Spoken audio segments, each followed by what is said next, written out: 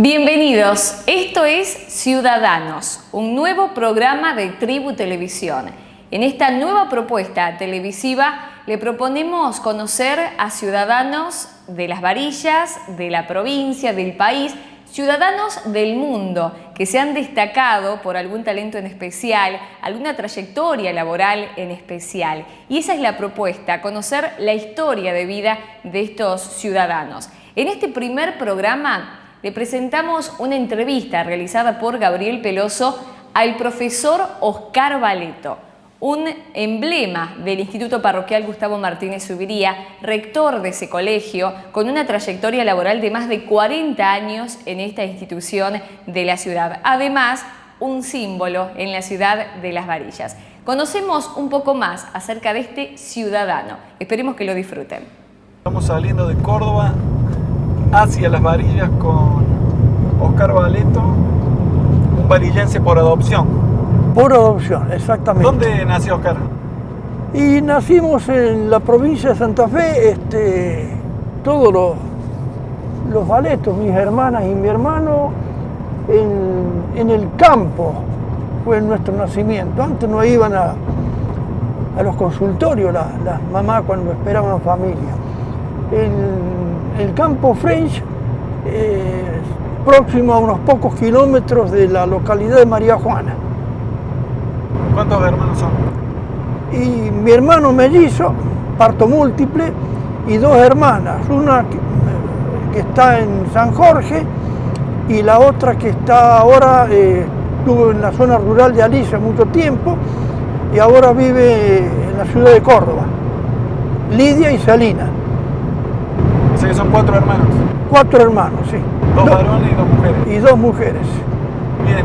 ¿Y cómo se cruzan Las Varillas en su vida? A ver,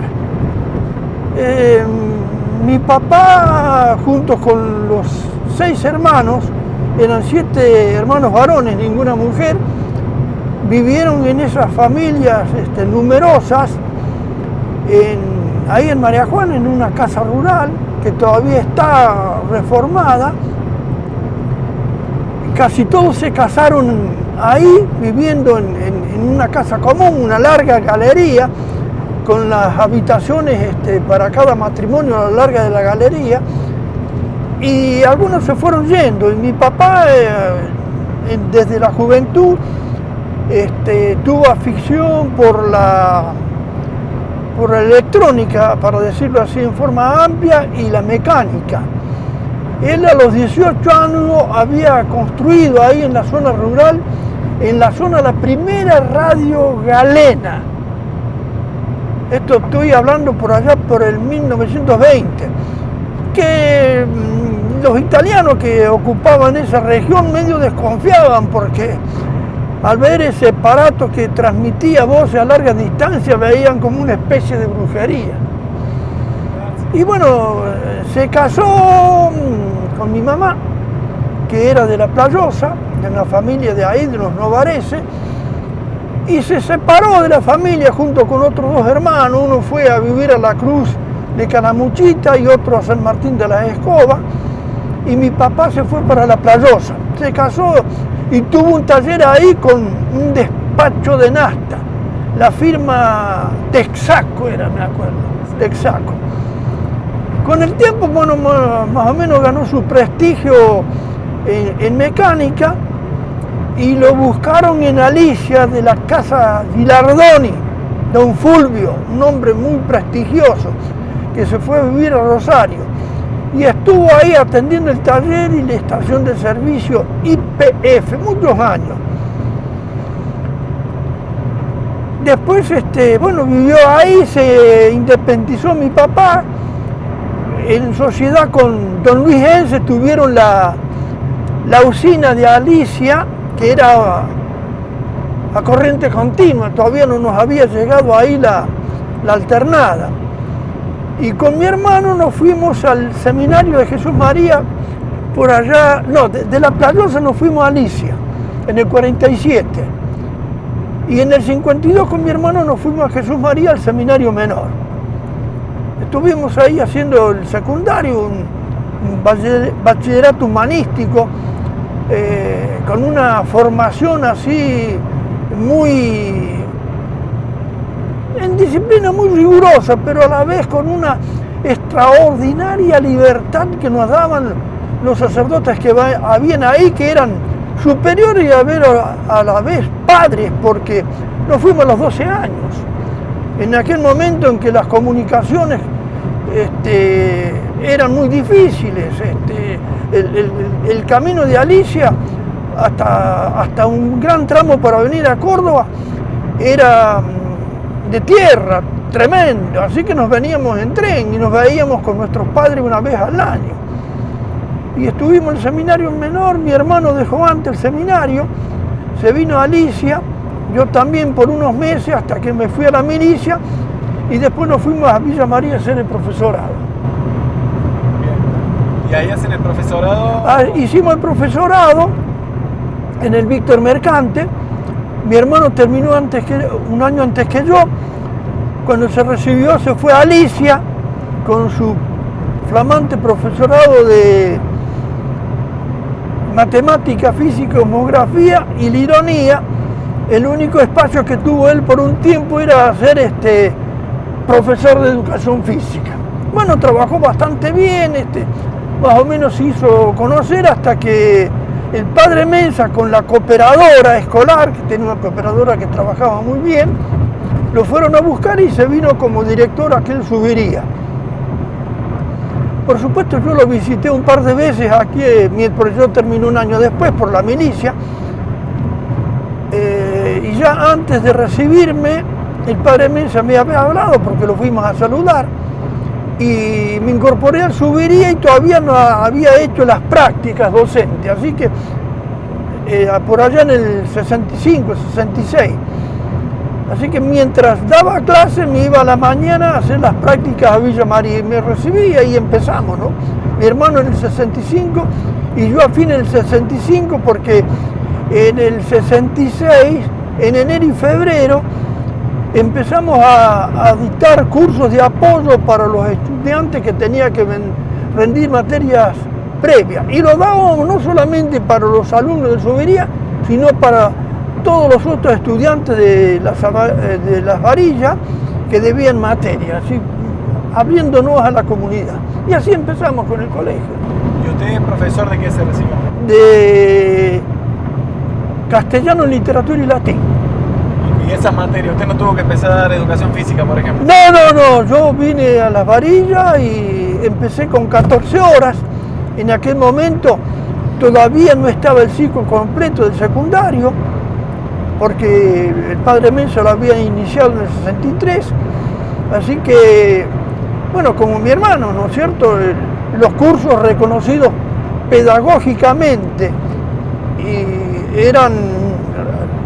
se aprobaban en el curso, veía una inspección del SNEP, la Superintendencia Nacional de Enseñanza Privada, los aprobaba pedagógicamente y después, mediante trámites, si estaban aprobados pedagógicamente, venía el reconocimiento en la planta financiera. Así que en el caso mío, me puedo acordar con precisión, de las 14 horas cobraba 4 y el resto eran al referéndum, ¿no es cierto?, de la aprobación financiera. Pero el padre Mensa, con ese espíritu amplio y acogedor que tenía, me alocó en la casa parroquial. Así que yo convivía con él. Durante 2 años estuve así. Almorzaba y tenía ahí una pieza con mi dormitorio, ¿no? O sea que convivió, digamos, con... Sí, con el padre Mensa, sí. Así que, y el padre Mosca, por supuesto, un gringo, los dos, unos gringos macanudos, ¿no?, de mucha acción y un espíritu abierto. Uno, en cierta manera, ahora que uno hace el raconto de aquellos tiempos, con su manera de vida y de emprender las cosas y su ministerio sacerdotal, se adelantaron a lo que está haciendo Bergoglio hoy, ¿no? ¿Ah, sí? Sí. ¿Por qué dice Oscar que se adelantaron? Y porque en ese sentido ellos, la primera preocupación era por el hombre, sin descuidar lo que era su labor ministerial. Yo siempre me hago esta reflexión y por ahí algunos me va a condenar, ¿no? Pero pienso en lo siguiente, si no tuviéramos el hombre en este globo, ¿tendríamos religión? Y no. Bueno, yo todavía lo pienso hoy y me quiero encontrar una respuesta que sea la idónea. Hola. Bueno. Gracias.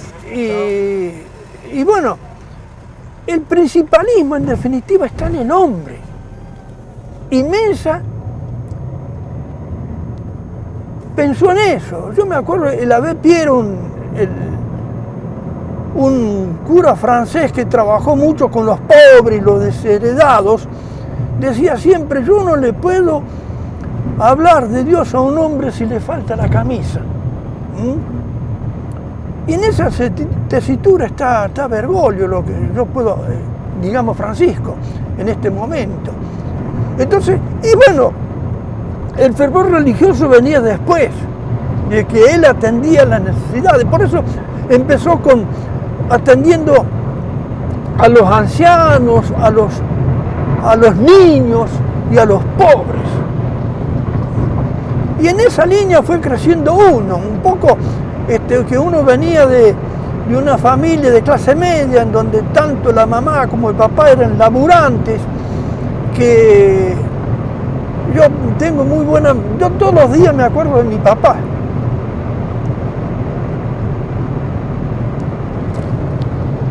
Porque él atendía al cliente y medio se despreocupaba por cobrar. Mi mamá sí, ¿no es cierto? En ese sentido, el sustento económico lo manejó él, pero mi papá le traían a arreglar una linterna y el arreglo a lo mejor le insumía una hora y no se la podía cobrar, porque si la cobraba por el trabajo, valía más que la linterna. Entonces le preocupaba por el servicio, por eso se había ganado el cariño de la gente. Bueno, y uno se crió con esa mentalidad también, ¿no? Que no todo se vende. Como dice por ahí mi hija, cuando trabajaba ahí en el taller protegido, que lo que hacían los chicos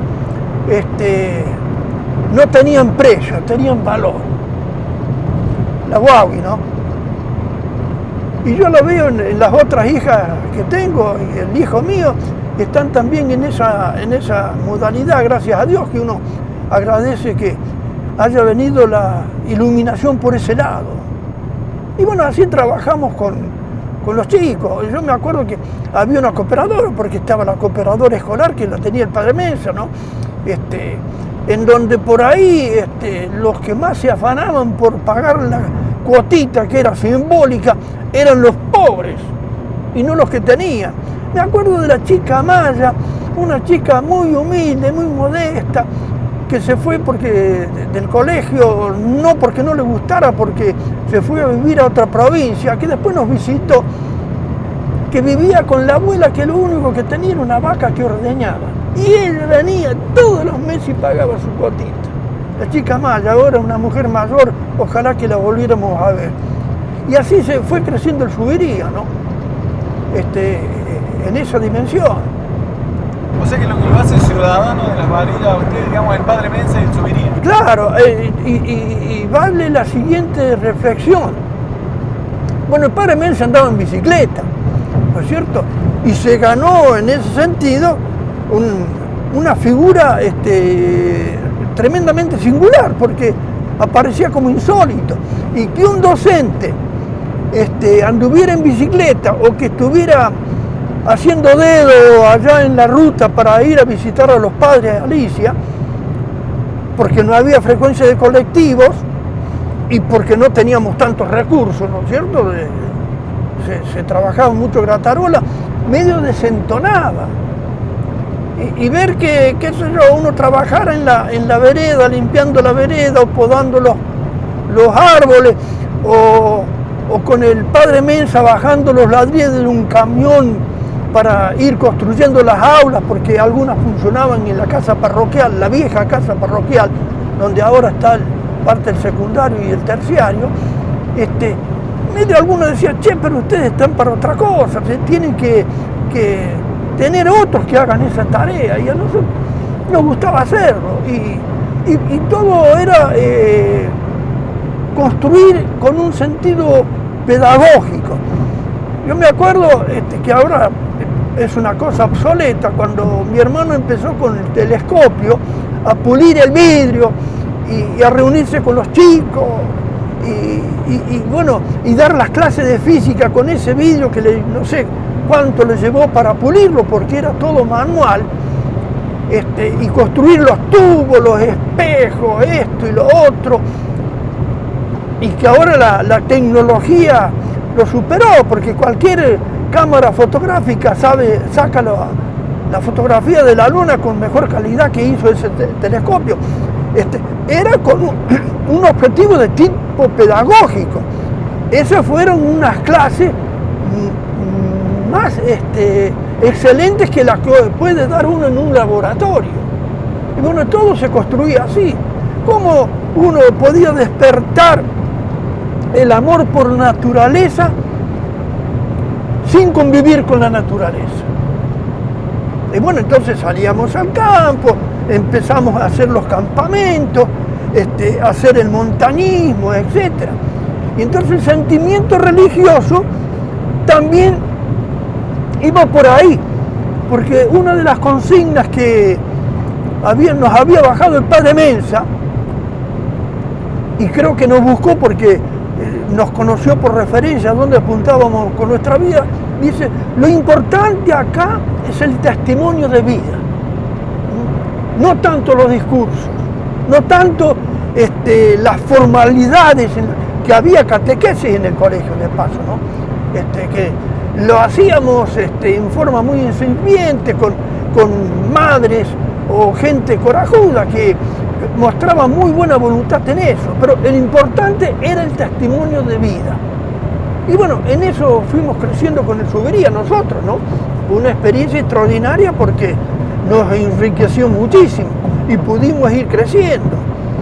Y por supuesto no descuidamos lo académico. Yo puedo asegurar que los primeros cursos de actualización de docentes que hubo en Las Varillas se iniciaron en el Subería, que traíamos expertos de Buenos Aires, por ejemplo, para trabajar con las programaciones docentes, que en aquel momento no se programaba en ningún colegio. Y fíjense qué ironía. El primer curso que dimos, tengo memoria, fue una profesora en programación, Miriam Antevi. ¿Y quién le recomendó? El hermano Septimio, que era rector y el que presidía en aquel momento con su D. Un hombre excepcional, un hombre de un espíritu religioso y una capacidad para el trabajo inimitable. Después nos enteramos que esa profesora era judía. En aquel momento, ¿no? Pero digo yo, por ahí la resistencia que han tenido algunos décadas después no se puede entender. Y cómo está, con eso que yo digo que se adelantó el padre Mensa, lo que nos está diciendo Francisco. Hace poco Francisco dijo, el diálogo, no hay que tenerle miedo al diálogo con las demás religiones. El diálogo con las demás religiones nos enriquece. ¿Qué tal? Dios mío. Un adelantado el padre Mensa. Claro. Y bueno, lo mismo hizo Brochero allá entre la sierra, ¿no? Por supuesto, él hizo una tarea de evangelización extraordinaria que uno lo ve en cada todavía descendiente de los montañeses que hay por allá, la devoción que tiene. Él pensó en el hombre, por eso le buscó los caminos, quiso traer el ferrocarril, le construyó una de las primeras escuelas para señoritas, para chicas. Bueno, por eso creo también que al padre Mensa se lo sigue recordando, ¿no? Permanentemente. Y bueno. Por lo mismo, ¿no? Trajo un colegio, el subiría que cumplió 50 años, el terciario que está cumpliendo creo 40 años. 40 años este año, sí. Que sí. fue el primero, ¿no? Que hubo en las El varillas. primer terciario que hubo en las varillas, sí, sí, sí. ¿Cuáles marca usted como hitos del Subiría, no? Por ejemplo, porque hay muchos, ¿no? Que tienen que ver con desde su creación. El terciario, el montañismo, los ascensos al Champaquí, el observatorio. ¿Coincide con eso? Sí, sí, bueno, también hay que pensar, yo, bueno, a mí me sorprendo con la entrevista, pero uno podría decir la feria de ciencia. El Subiría, en esa de estar en contacto con los alumnos y la generosidad de los profesores, porque había que bancarse a los alumnos en las horas extras y hacer de padrinos en las distintas investigaciones que emprendía. Estamos por agarrar la ruta 3. Exactamente. Está muy linda, ¿no, Gustavo? Sí, está lindo. Por lo menos está durando, mejor que el que va a San Francisco. Imagínense, el profesor tenía que disponer de un tiempo libre extra, apadrinarlos económicamente muchas veces.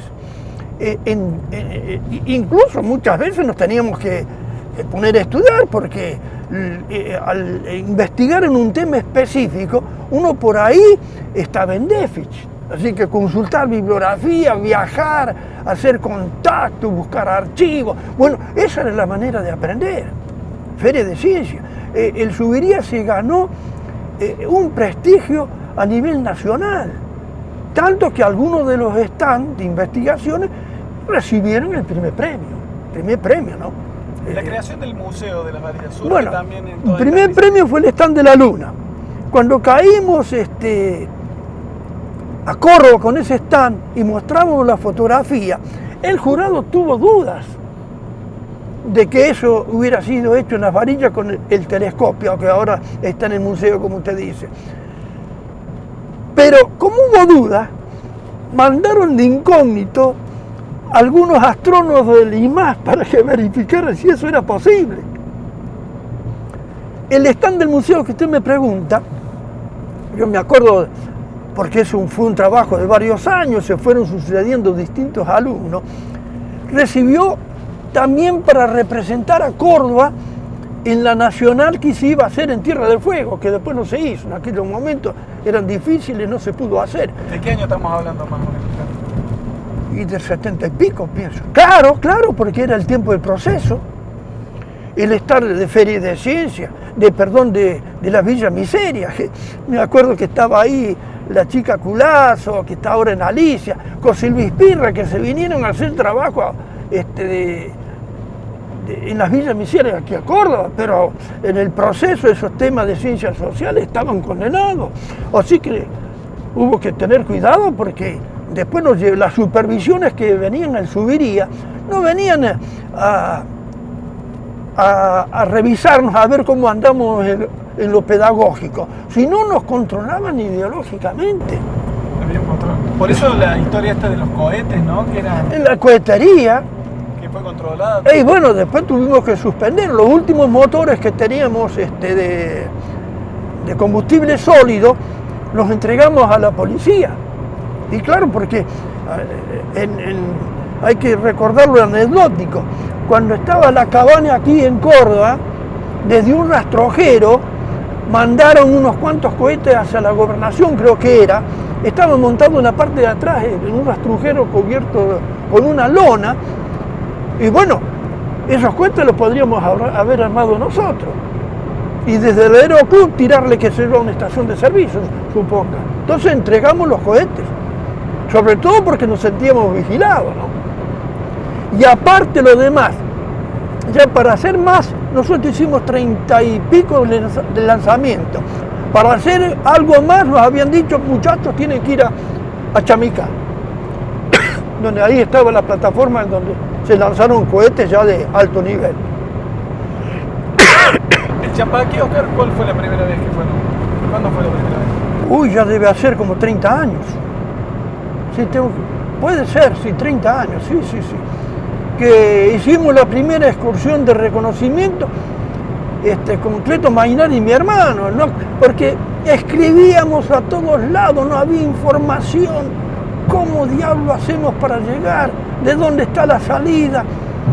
Hasta que yo por un tercero me enteré, habíamos ido a hacer un viaje de paseo con Cuyino, y la señora, la Elizabeth, y mi esposa fuimos a Villa Alpina, a Villa Alpina, y ahí nos enteramos que se podía hacer una caminata al Champaquí. Entonces, tiempo después, nos fuimos con mi hermano Imaginardi, que puso su autito, bueno, los vehículos nuestros, nosotros no teníamos en ese momento, nos fuimos hasta Villa Alpina, una noche, pasamos la noche ahí, ni idea teníamos. Salimos el otro día con las indicaciones que nos dieron, hizo tiempo despejado, con pantalón malla, unos bolleritos de calzado y unas camisetas ahí transparentes, lo menos indica en enero. No, perdón, era en diciembre, porque fíjese qué cosa de loco. Habíamos hecho la cena de la despedida de los chicos que iban a egresar, y de ahí salimos de la cena para Villa Alpina. Y de Villa Alpina salimos caminando todavía de noche hasta Puesto Domingo. Había caído granizo, son frías, son, como dicen los cordobeses, increíble. Y bueno, ahí hicimos reconocimiento y después hicimos la primera excursión, que fuimos, acampamos a Villa Alpina, fuimos en vehículos, don Durando con su pick-up, yo tenía ya el Renault, en enero, la fecha menos indicada, ¿cierto? Tuvimos una tempestad arriba, llegamos a la cueva húmeda allá con Ramón González, que nos hacía de guía, tremendo. Un grupito se quedó en la cueva porque la lluvia no caía, pasaba a vuelo rasante del viento que había caído granizo. Y unos pocos llegamos allá porque no supimos dónde estaban, porque estaba tan cerrado el cielo, la lluvia era tan contundente que no veíamos nada. Me acuerdo del grupo y estuvimos, no sé si 2 minutos en la cima y bajamos, pero disparando, ¿no? Disparando. ¿Tiene recuerdo fresco de esa primera vez que llegaron a la cima? Que Cleto sacó ahí una foto tan turbia que no sabemos quiénes estamos, y una de las cosas que juramos nunca más volver. Y bueno, pero... ¿Cuántas veces fueron después? Y bueno, con el Subiría yo no podría decir en este momento, pero... ¿50? Y creo que sí, 40, 50 veces. Yo ya llevo... 50. 50, sí. 58 veces hemos ido con mi hermano. Ahora, las últimas veces hemos ido con grupos por los linderos, ahí por Yacantes, que es más accesible, y por ahí la gente no se anima a hacer la experiencia de montañismo, que es por Villa Alpina. O por San Javier, que ya es plena, ¿no? Sí. Así que, después, Oscar, el tema de los monumentos para la ciudad, ¿cómo le nace a usted esas ganas, esas ideas? A ver cómo es la cosa. Déjeme ubicar. ¿Cuál fue el primer monumento? Bueno, como para hacer un recorrido. No, una vez yo había hecho, antes de estar de novio, con un gajo de sauce, la imagen de Nuestra Señora de las Varillas, porque era una idea que a mí me trabajaba desde seminarista, ¿no? Allá en las reflexiones así espirituales que nos daban, se hablaba en aquel momento de María Corredentora, que después, por una cuestión teológica y de no herir las susceptibilidades luteranas, que también son cristianos, se dejó de usar esa expresión. Yo me acuerdo que teníamos, yo hice después más grande una imagen de Nuestra Señora de las Varillas en Algarrobo, que estuvo intronizada en el colegio hasta que después la retiraron, y que la había entronizado el nuncio apostólico Pío Lagui. Y la hice en grande en hierro, que es la que está ahora en el Monumento de los Orígenes. Y fue entronizada esa imagen de hierro con ese segmento del ferrocarril en donde ahora está la municipalidad. Y como no quisimos usar por las observaciones que nos hicieron el padre Odone, que era el jefe máximo de catequesis aquí en Argentina, Y me dice mi hermano, en ese sentido estaba siempre más iluminado. Y bueno, digamos que Nuestra Señora de las Varillas. Y por eso yo le hice ese simulacro de lo que es un cemento del ferrocarril con las varillas. 11 varillas había puesto ahí. Y cuando el intendente Rujinji en aquel momento quiere hacer la celebración de los 90 años de las varillas. ¿En 1990? En 1990, claro. Nosotros habíamos hizo unas reuniones para hacer el libro de las varillas, Juan Pablo Rujinji. Nosotros hicimos la oferta en una reunión ahí en donde estaban los sectores de trabajar con el libro. Por supuesto, después hubo otro criterio que lo hizo con otra gente. O sea, ustedes no trabajaron, digamos, en el libro ese. Bueno, nosotros, yo me hice cargo de mandarle a la municipalidad las carpetas que mandé, información con recortes periodísticos. Era un alto así de material sobre todas estas áreas sobre las que había trabajado el Subiría. Entonces Mainardi me dice, tenemos que hacer algo, son los 90 años, ¿cómo vamos a estar ajenos al Subiría? Piensen algo de los orígenes, me dice él. Y bueno, reflexión mediante, y hice una maquetita que la tengo guardada por ahí, debe estar cubierta de tierra, del monumento de los orígenes. Fenómeno. Y ahí decidimos aprovechar Nuestra Señora de las Varillas, que a mí me había dicho mi hermano, ¿por qué no le llamamos Nuestra Señora de las Varillas? Por eso le incorporamos el ferrocarril y las varillas de Chañar. Y fue una cosa muy rica, porque, por ejemplo, yo no sé si tengo que determinar este detalle, pero quiero hablar de cómo participaba la comunidad. Había que poner ahí el rostro del que es fundador de la varilla, que en aquel momento no nos animábamos, por algunos sectores con mucho peso en las varillas, de hablar del fundador de las varillas, Medardo Luque. ¿Qué hicimos? Bueno, vamos a hacer lo siguiente. Le vamos a hacer una efigie a don Medardo, y para captar la sensibilidad de las varillas, vamos a hacer la campaña de la chatarra de bronce. Fenómeno, habíamos comprado unas bocinas, las cargamos sobre nuestros vehículos y salíamos rotándonos con nuestros vehículos, Mainardi, mi hermano y yo, haciendo la campaña de la chatarra de bronce a través del heraldo también. La respuesta fue tal que juntamos más de 500 kilos de chatarra de bronce, a tal extremo, porque salieron los chicos, sensibilizamos a la muchachada,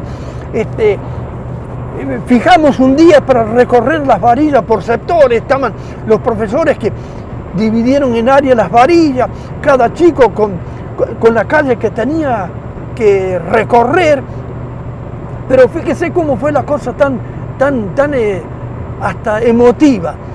Día después, cuando ya se había cerrado, la campaña caía, dicen, por mi casa yo no estaba ahí, y traía un par de llaves, por ejemplo, de bronce. Bueno, por supuesto, el bronce que sobró, porque el efigie debe pesar 100 y algún kilo, no me acuerdo con precisión en este momento, lo vendimos a las chacaritas y sirvió para construir el monumento, erigirlo ahí donde está ahora, que en ese momento ahí estaba la puerta de ingreso al gimnasio, que ahora está cerrado. Y hablamos con el padre Luis Martino, que en ese sentido estaba muy comunicado con el colegio. Se cerró, Rujinji nos facilitó los empleados, hizo el tapial, ya estuvo presente, nos ayudó en eso, y bueno, ahí estuvo. Y después se inauguró en tiempo de las fiestas patronales, que llovió en ese momento, así que el acto de inauguración se hizo en la iglesia. Lo que hicimos después ahí es descubrir el bronce. Salimos de la iglesia con un acto muy lindo. Descubrió la efigie Doña Chayo, Doña Rosario, que era la última de los sobrevivientes de los hijos de don Medardo Alves Luque. Y en la plaqueta, si uno va a ver ahora, habla de las condiciones humanas y religiosas de don Medardo Alves Luque, pero todavía no habíamos puesto fundador de las varillas. Eso vino después, ¿no? Porque uno lo sintió por distintos sectores, reclamado por los ciudadanos de las varillas. Es decir que, como no había una documentación que lo certificara, la cuestión del fundador de las varillas, que tiene su fundamento en las primeras décadas del siglo pasado, fue una construcción que nació de la propia población. No es un invento de élites. ¿Se da cuenta? Y ahí nació creo que ese fue el primer monumento. ¿El de los orígenes? El de los orígenes. Después vinieron algunas plaquetas y... bueno... ¿Cuál es la principal motivación que usted tiene cuando hace un monumento? Bueno, el del fundador allá es porque... En general, ¿cuál es el mensaje? No, para mí es el monumento... Yo primero estudio el significado de las palabras. Monuere en latín quiere decir advertir, amonestar, llamar la atención, provocar. Si uno hace un monumento y la gente pasa de largo, el monumento no sirve. ¿No es cierto? Por eso hice el Cristo abrazado de la cruz. Bueno, el Cristo convencional, quizás algunos ya pasen de largo. ¿No es cierto? Pero sí, evidentemente que uno tropieza, se cae ahí y tiene que decir, bueno, ¿qué me está diciendo esto? Bueno, por eso, por ejemplo, el de los orígenes es una especie de aula a cielo abierto. Está diciendo un montón de cosas. Ahí hay un chañar, está el busto del fundador, están las varillas de chañar. Me acuerdo cuando fui del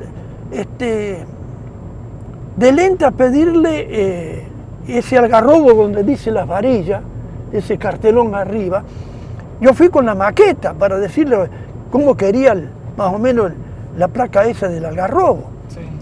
¿Y esto qué? No, esto quiere simbolizar en cierto modo las varillas de chañar que los primeros varillenses utilizaron para hacer los ranchos y los corrales de palo a pique. ¿Y con qué lo va a hacer? No, digo, no podemos gastar mucho en el colegio, aquí todo hay que hacerlo a pulmón. Voy a ir a una chacarita a buscar estos caños de descarte. No, me dice Lenta, muy amigo nuestro, un tipo muy abierto. Después nos había hecho la estación meteorológica, la casilla la hizo él, que no nos cobró. No, dice, yo le voy a dar los postes de algarrobo. Sí, pero ¿cuánto? No, que no piensen el precio, yo se los regalo. Fíjate cómo la gente, en cierta manera, era sensible a todo lo que hacía el colegio, ¿no?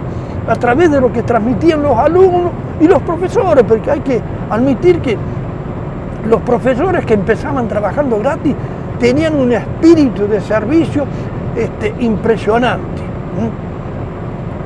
Y por eso también pusimos en ese monumento, me desordeno bastante, esa calavera de la vaca, que en cierta manera trae para el que pasa ahí,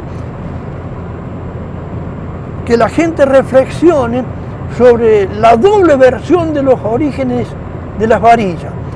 Es decir, las varillas de chañar, que dije recién, y las vacas amarillas. Que puede ser, digamos, en cierta manera, tener una especie de connotación legendaria, arrimándose al mito, pero precisamente porque eso no relata los orígenes con las primeras vacas bayas que trajeron los de la primera colonización criolla, que muchos se olvidan, ahí cuando hablan, yo lo insisto, cuando me llaman a los colegios a dar la charla, insisto en eso. ¿Sí? Las varillas hubo una colonización gringa, que vino con el nacer del siglo, pero antes hubo una colonización criolla que abrió un espacio, ¿no es cierto?, que eran los pastores. Hay que, de cierta manera, analizar con profundidad aquel relato del Génesis de Caín y Abel. Abel el pastor, que ofrecía a la divinidad sus corderitos, y Caín el agricultor, que entraron en rivalidad, por eso lo matan, ¿no? Y que en cierta manera pudo haber esa diferencia entre los criollos y los gringos, que después se disolvió felizmente en una feliz convivencia, porque se terminaron casando entre ellos, como por ahí uno demuestra algunos escritos, ¿no?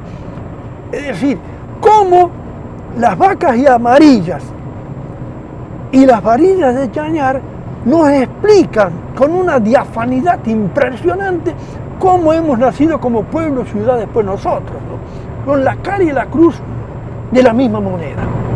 ¿Cuándo se enfrenta por primera vez a lo de las vacas amarillas? ¿En el libro? Bueno, a mí me llama don Calvo un día para ser secretario municipal, cuando él toma la municipalidad, cuando lo nombran, y me llama, y yo tenía bastantes dudas y desconfianza de mí mismo, porque yo vocación por la administración no tenía. A mí me gustaba el llano. Yo me acuerdo cuando me fui incorporado a la milicia, por los pocos meses de salir del seminario, mi hermano siguió estudiando y yo no sabía qué hacer en mi vida. Bueno, me hago la milicia. Y nos hacen formar en la plaza de armas y empiezan a llamar para ocupar los cargos de oficina, que pasaran al frente. Y yo no pasé porque yo quería estar con la tropa, salir hacer los vivac, andar por los campos, etcétera, con esos carros de asalto que eran tirados por caballos. Y bueno, ¿y qué pasó? Los que salieron se pelearon, los pocos que habían, por estar ahí, porque querían ser oficinistas. Entonces el oficial que estaba ahí agarra la lista y dice: recluta Valeto. Dice: ¿usted tiene el bachillerato? Sí. Me pegaron un levante mano, todavía estamos con la ropa de civil nosotros. Y me metieron en la intendencia del cuartel, bueno, y pasé los 16 meses ahí, ¿no? Entonces me llamó un Carlos y yo me quise poner en contacto con las varillas, digo yo, y le pedí un tiempo. Y conseguí ese libro prestado, un Santiago Calvetti me lo prestó, para ver qué podía hacer, digo yo, conocer a las varillas, pedí la ordenanza, me puse a estudiar, y ahí descubro, en el relato que hace sobre el origen del nombre, tiene 3 o 4 renglones, que no le da mucho crédito a Ortiz, ¿no? Él se pronuncia en cierta manera por las de las varillas de Chañar, y es legítimo en cierta manera su postura. Pero a mí, claro, yo venía del profesorado, venía desde los curas, en ese sentido han sido extraordinarios, porque nos revalorizaron el significado del mito en el seminario. Y por supuesto, sin entrar a hilar fino, porque el voto a nosotros no nos daba para tanto, del valor antropológico y de aproximación a lo religioso que tiene el mito. Digo, pero esta es una maravilla. Y ahí entonces empecé a escribir despacito ese relato que después fue premiado de la vaca amarilla. El caso es que yo lo presento por el título de La vaca amarilla, el nacimiento de un mito, con toda intención lo hice. Y cuando viene el jurado, le mandamos los trabajos a Córdoba, porque eran todos de Córdoba, los miembros jurados de un organismo que estaba trabajando en eso, y lo premian, así dijo Felipe Rueda, era el viejito, ya murió ahora, vino él personalmente al acto académico de la entrega de premios, y lo premian fuera de concurso. por las calidades literarias, había dicho el viejito. Bueno, después cuando se hace el libro de la boda de Brillante en el 75, el intendente Salve en ese sentido nos apoyó y el libro sale gracias a él y a la buena voluntad del padre Mesa que nos permitió hacer eso, porque él ponía la pie, como dice mi hermano, siempre el pie en el acelerador, sale publicado ahí. Y bueno, después por supuesto yo veo ahora por ahí cuando voy a la escuela y me dice cómo nacen las varillas. Bueno, yo el otro día fui a la escuela al amanecer a dar una charlita y les hago este relato. Ya todo el mundo te habla de las vacas amarillas, ¿no? Cómo fue prendiendo despacito y sin imponerlo, ¿no? Como una cuestión abierta. Y por eso, además, en ese monumento de los orígenes pusimos la flor del cardo, que también fue una cosa rara eso. Mi suegro era capataz de ferrocarril, se olvidaron el otro día de don Tomás Cervellini cuando hicieron esa celebración de los ferroviarios, de él y otros, había dejado el machete, porque eso se desmalezaba machete en aquel momento. Tenían la casa ahí en donde ahora está el centro cívico, próximo a donde está ahora el banco de la provincia. Y no tenía casa, ya estaba toda arruinada. Y yo le hice una vaina, digo, en homenaje al suegro le puse unas cachas del apacho y le hice una vaina de incienso. Una madera muy noble, muy linda, dura. Y digo, no le voy a tallar un clavel acá al machete. Entonces, ¿qué hice? Le hice una especie de caña de maíz con el cual se puede desmalezar y una flor de cardo. Y me acuerdo que estábamos en la rectoría, ahora está la cantina ahí, y mi hermano me dijo la flor de las varillas. Y largamos esa idea, despacito. Y cuando estaba el padre Domingo Camisazo, un hombre muy sencillo, muy afable, simple inclusive, pero cordial. Nosotros ya teníamos el taller de cerámica que trabajaba con chicos del colegio y había un grupo que a veces permanecía, a veces se renovaba. Habíamos hecho, no sé cuántas, así en cerámica, florcita de cardo. Y al padre Domingo le había gustado, entonces hicimos una salutación navideña que firmó el padre Domingo con la flor del cardo, que los chicos salieron de la comunidad repartiendo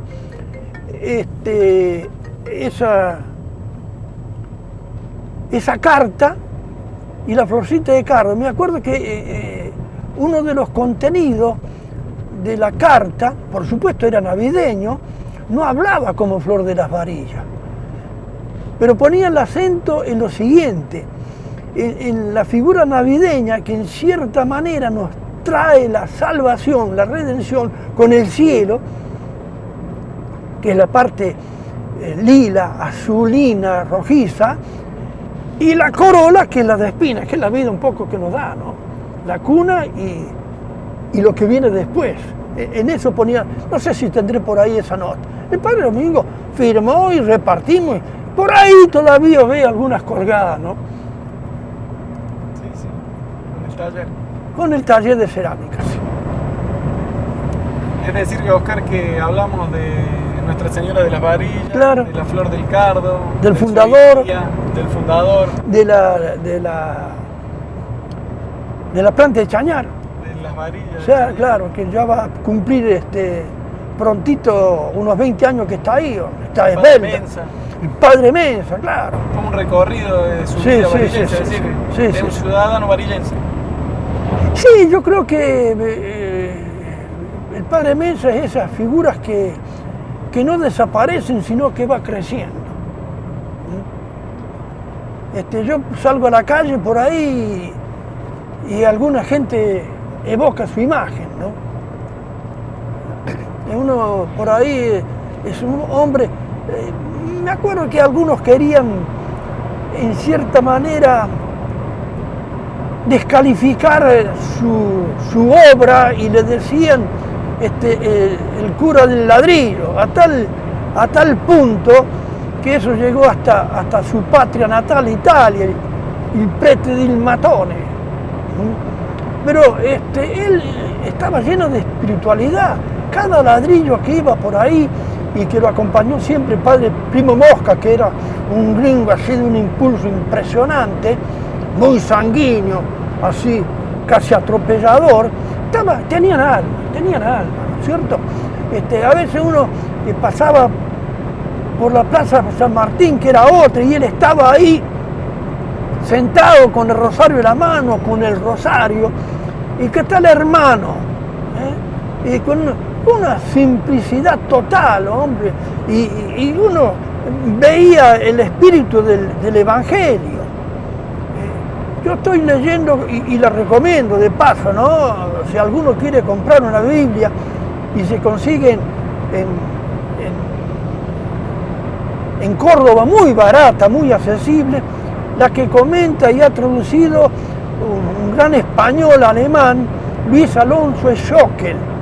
Como en los comentarios es muy audaz y además de algunos no le va a gustar porque se atreve, inclusive por ahí juicios con la jerarquía eclesiástica, como Emensa, Brochero y otros curas por ahí, que hay muchísimos, pero por ahí muy ignorados, de poco perfil en los medios, ya estuvieron viviendo ese espíritu, ese clima que nos está enseñando Bergoglio, que el otro día iba en una ruta como nosotros, no sé si conoce la anécdota, y a la par de la ruta había una familia y en una silla de ruedas con un señor, pueden verlo en internet, a las imágenes.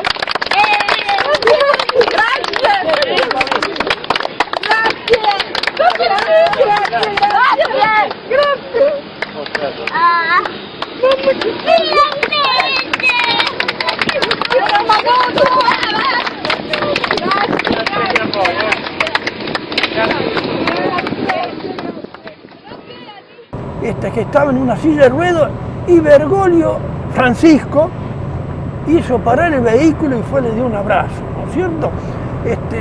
Yo no sé si al hombre le hace más bien, hubiera hecho más bien la dádiva de una ayuda así de tipo económica. Creo que, y lo que refleja a los familiares, que nunca en la vida le van a hacer un mejor regalo que ese. ¿Cierto? Y bueno, eso es lo que uno heredó de Padre Mesa, que no todo pasa por lo económico, que no todo se vende, que no todo tiene precio, sino que todas las cosas tienen valor, las pequeñas y las grandes, y uno tiene que mamar de eso, ¿no es cierto? Y de alguna manera transmitirlo, Yo no sé si recitando por ahí una homilía, sino viendo que en la acción uno transmite esa manera de vivir, que no es la del Evangelio.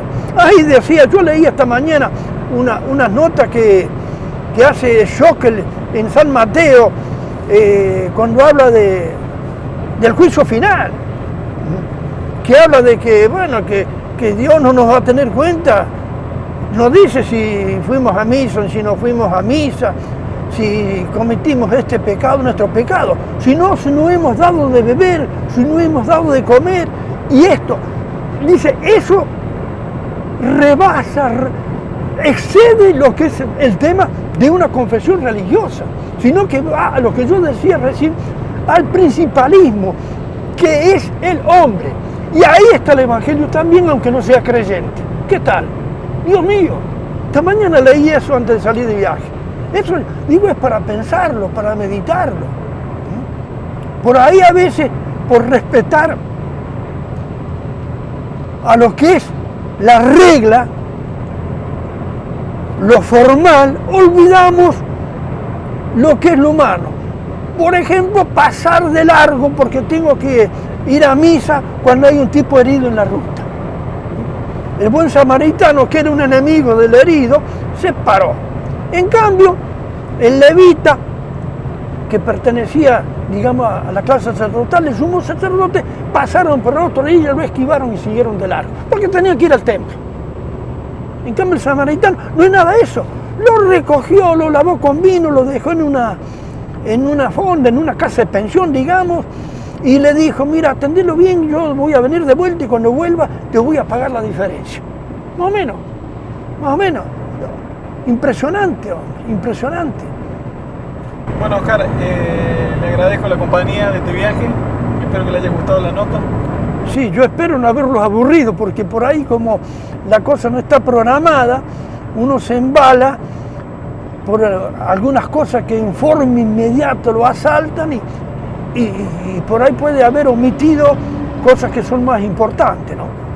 Pero lo importante es, en esta entrevista yo creo que uno comete un error si habla de sí mismo, hombre, porque uno tiene poca, en mi caso por lo menos no tantas cosas que decir, pero sí agradecer que uno, lo poco que es lo que recibió de la gente que lo rodea, de las varillas, ¿no es cierto? Que al principio uno tuvo que despacito ganar su carta de ciudadanía, pero se la abrió porque los varillenses nos fueron dando su espacio, nos fueron abriendo las puertas. Y por eso las varillas, mi hermano lo dice también, tiene que, mi señora, ¿no es cierto? No, nuestros hijos, queda eternamente agradecido, ¿no? Así que de alguna manera, en este testimonio, en donde uno pone el énfasis sobre la figura del sacerdote, del Padre Mensa, le agradece a cada miembro de nuestra comunidad. Muchas gracias, Oscar. Y así pasaba este primer programa de Ciudadanos, el profesor Oscar Valeto, hablando sobre esta historia de la ciudad de Las Varillas, de la que él fue parte justamente, sobre el Instituto Parroquial Gustavo Martínez Zubiría, la creación del profesorado, el Padre Mensa, las obras de artes que ha realizado para la ciudad. Ha conocido un poco más acerca de este ciudadano varillense. Esperamos que lo haya disfrutado tanto como nosotros y los esperamos para el próximo programa.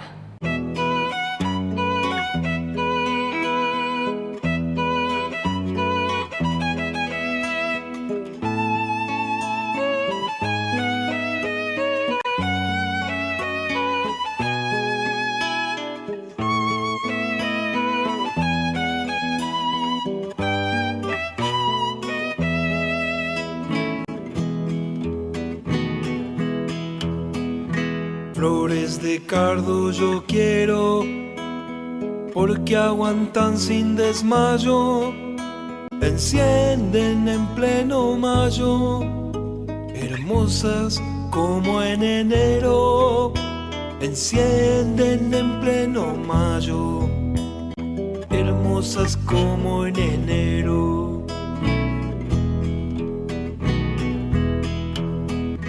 Florecen sin que haya esmero, son pobres, no tienen costo, las encontré hasta en agosto.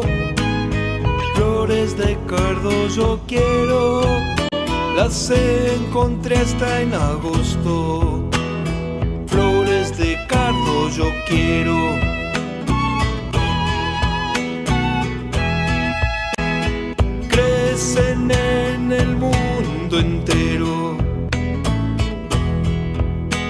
No hay sol ni frío al que le teman, como la fe que me alimenta y acompaña mi sendero.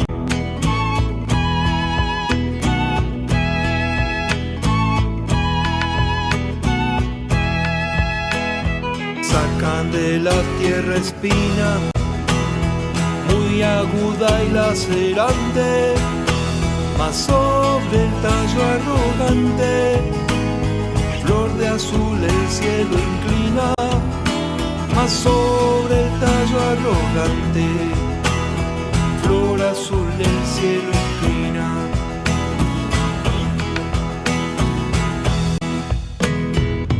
Canto lleno de luz, como un mensaje divino, como corona de espino que le dieron a Jesús, como corona de espino que le dieron a Jesús.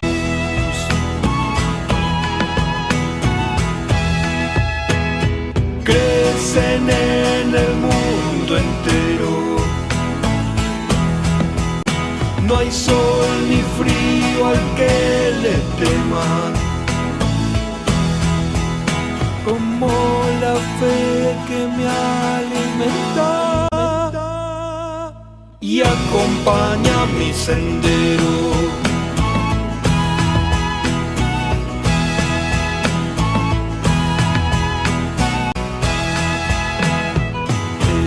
Símbolo es tránsito de huella dura, pero su color es figura de Dios. El dono es esbeltez, pero su color es figura de Dios. El trono es esbeltez.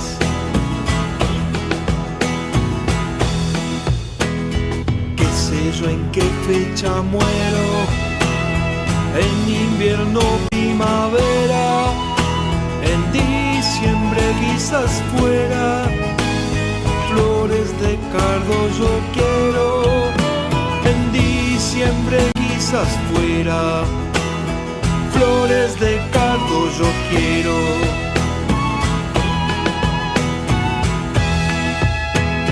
Crecen en el mundo entero,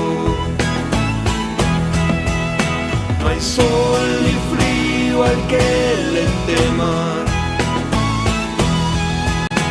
como la fe que me alimenta y acompaña mi sendero.